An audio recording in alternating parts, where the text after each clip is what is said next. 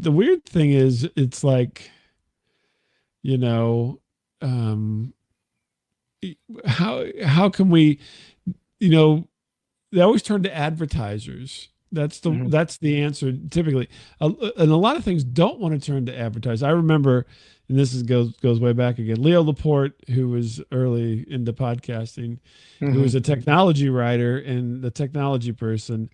He when he started doing his stuff, he's like, "We're not going to take advertising. You're going to just send me some money." Essentially, it was before Patreon and all that kind of stuff. Yeah. And he did that model for a while, and it didn't work. Yeah. I mean, people did send him money, but not in the quantity that was needed to grow the network.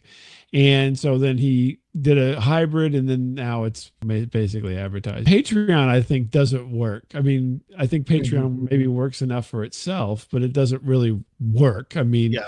you have, people who do they get a Patreon, and then no one ever donates to them, and then Yeah. they've just given over their information. So now Patreon is selling their information.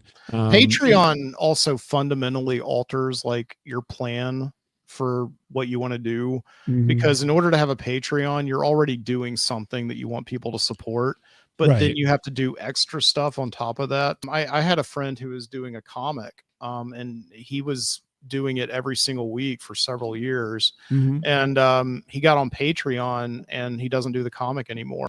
A lot of stuff, there are a lot of other factors involved in that, but one of those things I have to think is because of, this extra pressure to videos every week of like showing people how you draw the comic and everything. And so it sort of fundamentally altered, like his whole goal of creating. You want to turn what you do into a business, don't adopt a model that forces you to instantly change, what you're doing.